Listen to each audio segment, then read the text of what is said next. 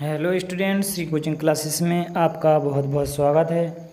आज इस वीडियो में हम पढ़ने वाले हैं कक्षा 11वीं के अध्याय 3 और इसमें आज हम 3 अंक और 4 अंक वाले प्रश्नों को आपको हल करवाने वाले हैं। तो बन रही हमारे चैनल पर और इसी प्रकार से आप अपना हमें सपोर्ट भी बनाए रखें। अगर आप चैनल पर नए हैं तो चैनल को सब्सक्राइब करना ना भूलें, जिससे आने वाली वीडियो आपको समय से मिल सके।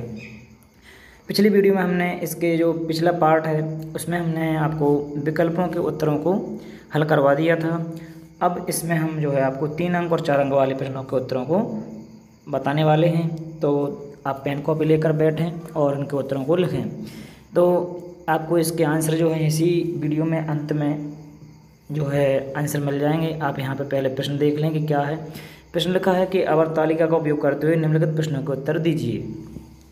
तो आपको किस प्रकार से उत्तर लिखना है वो भी हम आपको यहाँ पर PDF में नीचे आपको दिया हुआ है, उस प्रकार से आप इसको जमा कर लिखें।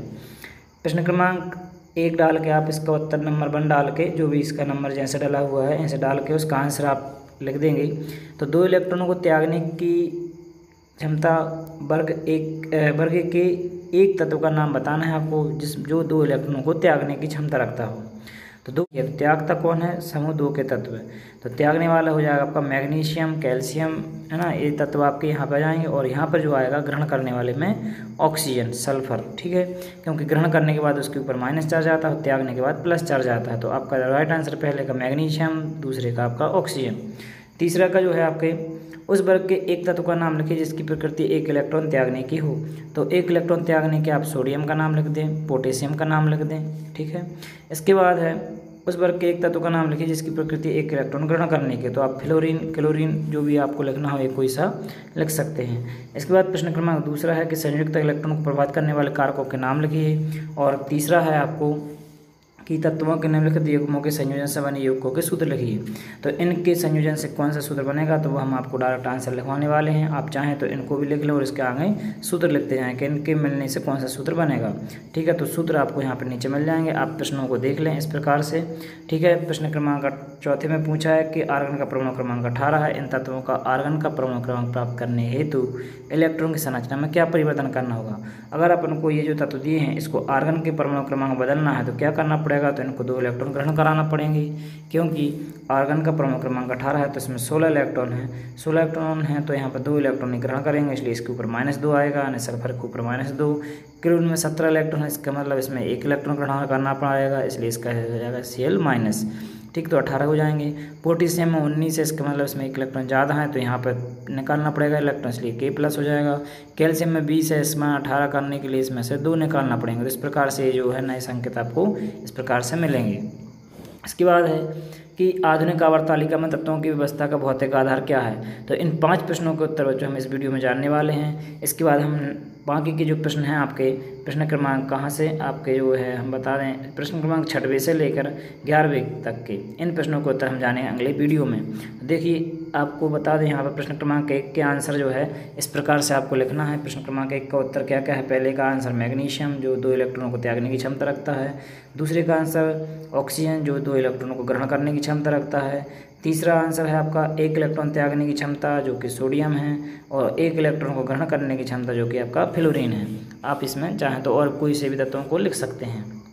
इसके बाद प्रश्न क्रमांक 2 का जो आंसर है वो है प्रश्न के संयुक्त इलेक्ट्रॉन को प्रभावित करने वाले कारक कौन कौन से थे। तो आपके निम्न कारक हैं। पहला कारक है नाभ के आवेश, दूसरा नाभ के द्रव्यमान और तीसरा मुख्य क्वांटम संख्या, ठीक है। तो ये आपको इस प्रकार से अच्छे से याद रखना है। इसके बाद आता है प्रश्न क्रमांक 3 और प्रश्न क्रमांक 3 में वो अभी हम आपको बता रहे थे कि किस किस के संयोजन से कौन सा सूत्र बनेगा।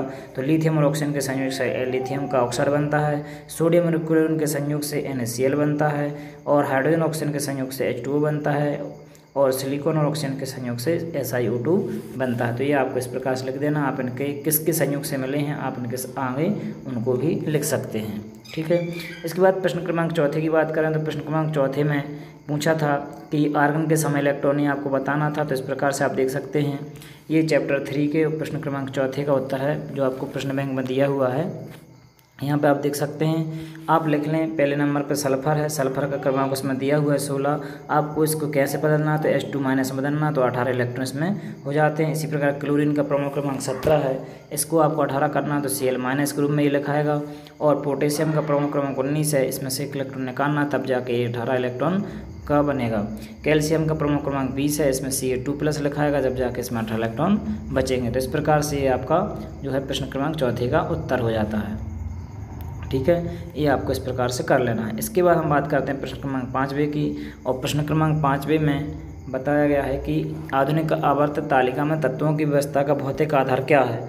तो यहाँ पे लिखा हुआ है कि भौतिक आधार इलेक्ट्रॉनिक विन्यास है। आधुनिक आवर्त सारणी में तत्वों को इलेक्ट्रॉन विन्यास के आधार पर व्यवस्थित किया गया, जिससे मेंडलीव की आवर्त सारणी में कई जो विसंगतियाँ थीं वो अपने आप ही त्रुटि रहित हो गई। मतलब जो आज की आवर्त सारणी, आधुनिक आवर्त सारणी, उसमें जो विसंगतियाँ थीं वो अपने आप ही दूर हो गई इलेक्ट्रॉन विन्यास के आधार पर।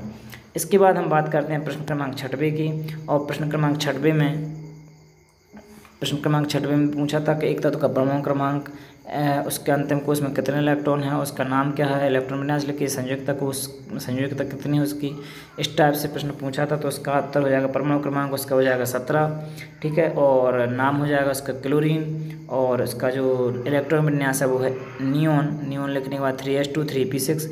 और अगर आप चाहें तो इसका विन्यास जो है इलेक्ट्रॉन विन्यास आप ऐसे भी लिख सकते हैं 1s2 2s2 2p6 3s2 और 3p5। 17 है, तो इस प्रकार 17 इलेक्ट्रॉन आपके भरा जाते हैं। तो आप चाहें तो ये विन्यास भी लिख सकते हैं और ये विन्यास भी लिख सकते हैं। और इसकी संयोजकता की बात करें तो अंतिम कोश में 8 इलेक्ट्रॉन करने के लिए 1 इलेक्ट्रॉन की ज़रूरत है, तो इसकी जो ऑप्शन संख्या हो जाएगी वो 1 हो जाएगी, मतलब इसकी संयोजकता 1 होगी। ठीक है, इसके बाद हम बात करते हैं, तो यहाँ पर जो ये 6 प्रश्न हो चुके हैं, 5 प्रश्न और बचे हैं, तो उन 5 प्रश्नों को हम जानेंगे अगले वीडियो में। आप इसी प्रकार का सभी प्रश्नों के उत्तरों को जानने के लिए हमारे चैनल को सब्सक्राइब करना ना भूलें।